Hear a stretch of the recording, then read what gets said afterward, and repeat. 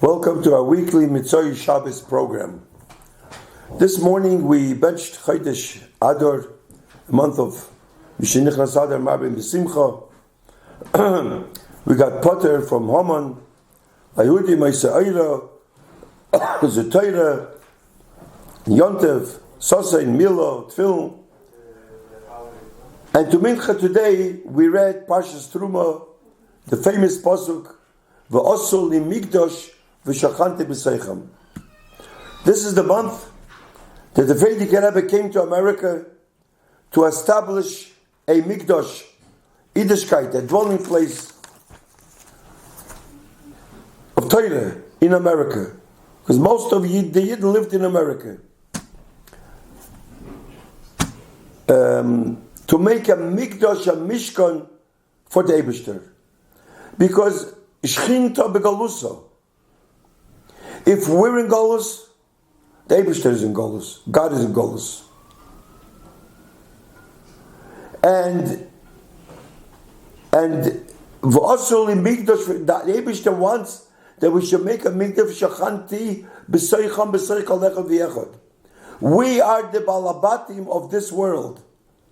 The Eibishter gave us an olam hazeh to do Torah mitzvahs, to build, to bring the Yola Shlema. And when we have the Yerushalayim Shalmato, then the Eibishter can build on top of us Yerushalayim Shalmayel upstairs. Because Shchinto begalusa, if we're in Golus, the Eibishter is in Golus. Because Nishba Kadosh Baruch Hu Shaloi Lechonis B'Yerushalayim Shalmaylo Ad Sheteichonis B'Yerushalayim Shalmato. The Eibishter swore that he can't go upstairs.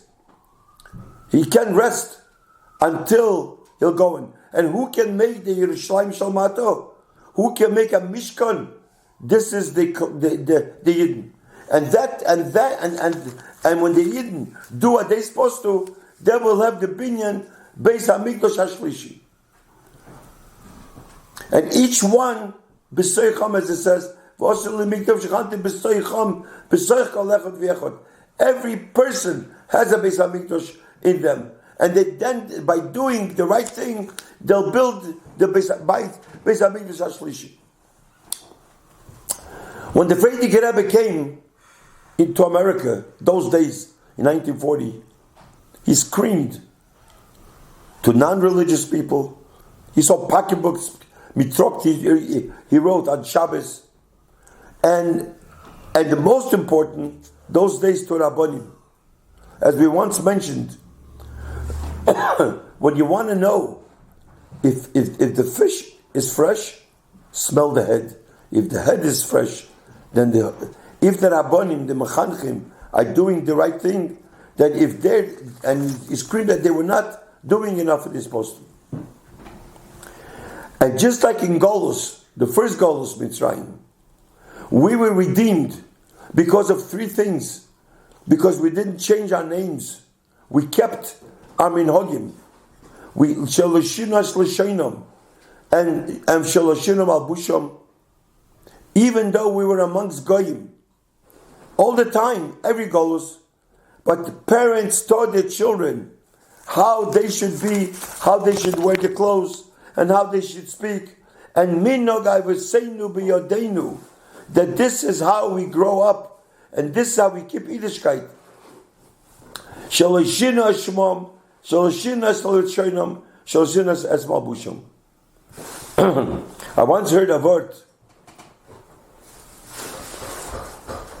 I heard from a big mashpia, from an older mashpia.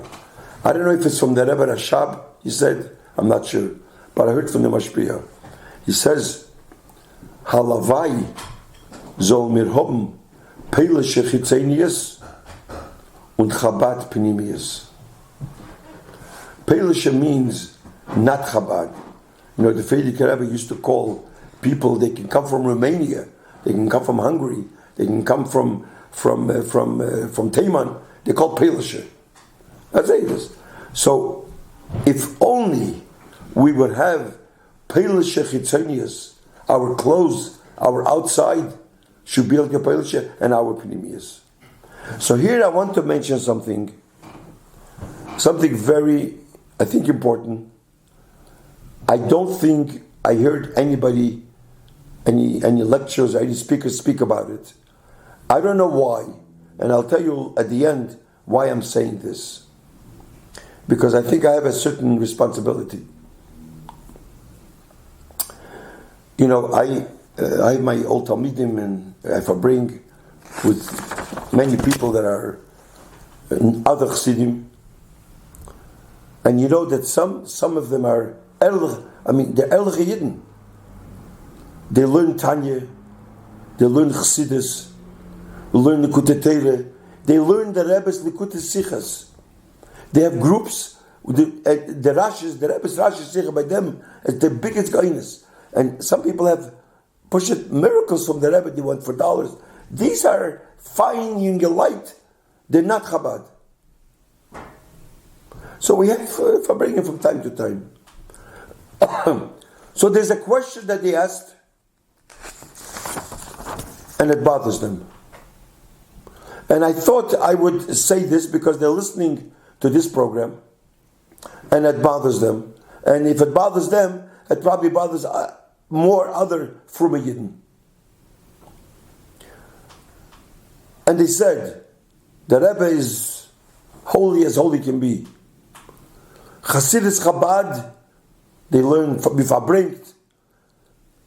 Why many Chabad Chassidim do not show an example of what the Rebbe is, or the Rebbe is? Now, so I asked them, what do you mean? What do you mean they don't show an example? What are you trying to say?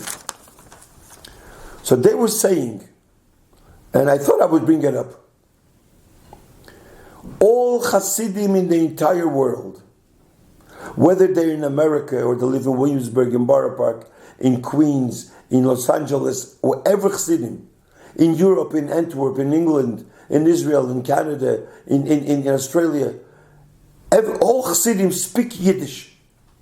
They speak to their children the way Minug Aviseinu B'Yodeinu. Sheloshinas L'Shainom. They speak the way the father spoke, the grandfather spoke. Why in Chabad, having such a Rebbe, learning Chassidus, why do we speak English between ourselves? And when we say Adrosha in English, he says the Rebbe only speaks Yiddish. Even though the Rebbe speaks at a mic in front of millions of people, the Rebbe would never speak. And a lot of them don't understand Yiddish. But the Rebbe speaks in Yiddish. The Baal Shem Tov, they said, spoke in Yiddish. The Maggid spoke in Yiddish. The Alter Rebbe, the Mittel Rebbe, till the Frierdiker Rebbe. And I'll tell you soon something about the Frierdiker Rebbe. Everything is Yiddish. The Rebbe Fabring Shabbos, of course, Anash, to Anash. But not only to Anash, even to the world. But Chassidim, when we sit, Anash means only Chabad. Why do we have to say Adrosha in English? Meil Kinus HaShluchim. There's a lot of Shluchim. I mean, even thousands of Shluchim don't know English either. But it doesn't matter. We speak English. But amongst us, in the base Chabad, they understand. Amongst us, children speak in English. Why Sheva Brachas? They were but Sheva Brachas. We have Inviya Geffen, Bivya Geffen, our Sheva Brachas. Chassidish Yidden. Why do we have to speak in English? By a bris, by Piyana Ben. Some of them here were Itas Kislev, told me from bringing here, the Rabbonim or a Rav, in the Rebbe's Beis Medrash, speaking to Bachrim. What can be more holier? He has to speak in English. A Shliach has to speak in English.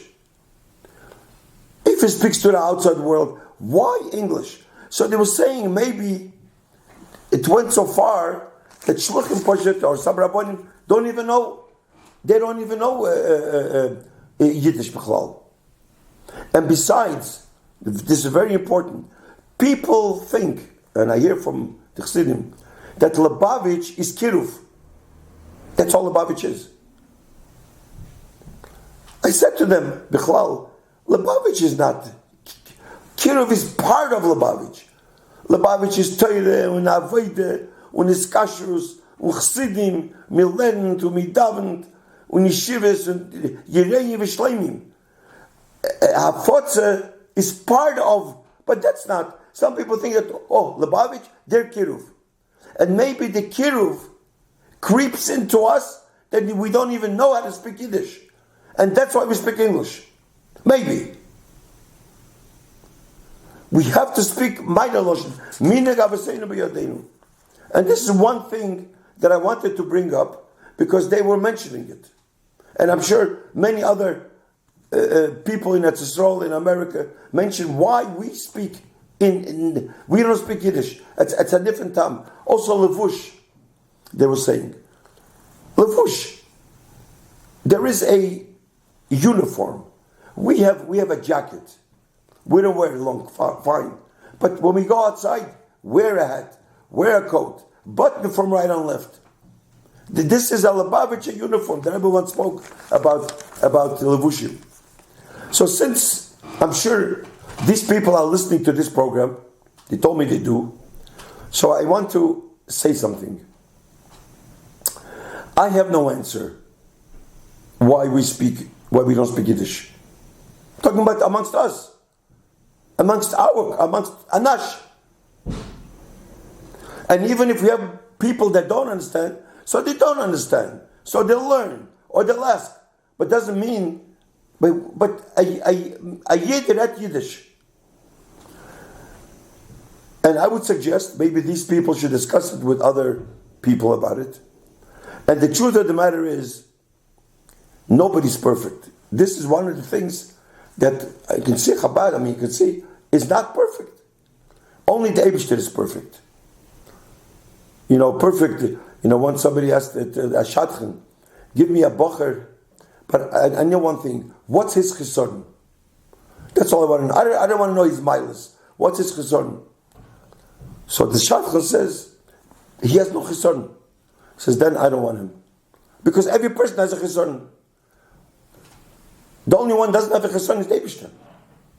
So Chabad, if this is the chesron, is the only chesron, then it's okay. Nish gefalach. But it's something that has to be addressed, and nobody speaks about it. And they think that the shluchim don't know how to speak Yiddish, which is not the case, because they listen to the Rebbe's sichas in Yiddish. So I want to say two things over here, and then I'll finish off. Why I feel that I have a shtickle responsibility to say it. When I had my first child, it was my birthday. So my wife and I went into the Rebbe with the child. So the Rebbe turns to me in Yechidus and says, what are you going to speak to your children? So I said Yiddish. Then the Rebbe turns to my wife, what are you going to speak to your children? She says, Lashon Kodesh, Hebrew, maybe English. Because she's more fluent in Hebrew. So the Rebbe answered her, sie wird sein a gleiche Sach, als mir soll reden Yiddish mit den Kindern. Very important.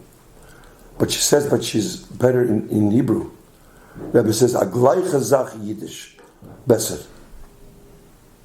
From here we learn, now, I have to admit, as Chatoy Ani Maskir, we started Yiddish, but then the children started to come from school, from yeshivas and from Besrifke, and we started Epis, and we went into English. And it's take as Chatoy Ani Maskir. I should listen to the Rebbe, and we should speak only the Rebbe want to speak Yiddish. So I have a certain responsibility to tell you how important it is to learn, even though I didn't, which I did. Baruch Hashem, they know how to speak Yiddish, but they could have been better. One more thing. When the Friedige Rebbe, when they took him, the KGB, they took him to a big room, Tabarayatz. This was the most dangerous time for Yidden then. And they put him in a large room. Interrogation. This is a story that he himself wrote. And he writes, there were 15 people in the room from the KGB. And each one had a gun next to them on the table. And they said to the Frierdiker Rebbe, answer us in Russian. The Frierdiker Rebbe knew Russian very well. So the Frierdiker Rebbe answered them in such a time. Ich red nor Yiddish. Not Russian. Such nispol. In a time, God forbid, when you do something wrong, then you could be in prison for 20 years or who knows what. But Yiddish is important. A Yid darf reden Yiddish. Why? I don't know. We have to find out why. It's not Rosh Kaddish. But a Yid read Yiddish. Now, the Frierdiker Rebbe said, when you teach a little child, teach him Kometz Aleph, or Kometz Beis. Don't teach him Obavo like other schools do.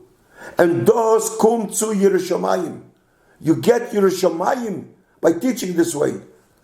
It's a ruchnische Gezach. Maybe Yiddish is the same thing. It's a ruchnische Gezach. Our parents spoke Yiddish. Our grandparents in Europe spoke Yiddish. And all Chassidim speak in Yiddish. All Chassidim. The kids, it's a bachaya to hear. Miret Yiddish. And over here, so this is something. And also the Levushim. The Rebbe always spoke against the modern. We spoke about it in our program a few weeks ago about the latest styles. So we have to stay away from all these things.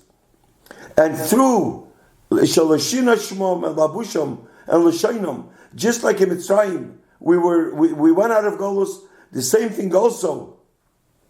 That our Golus, if we're going to do Minig Aveseinu Biyodenu, keep up, then the Eibishter will take us out of Golus. In the Mitzvah Hashem, next week, we'll continue our weekly program. Thank you.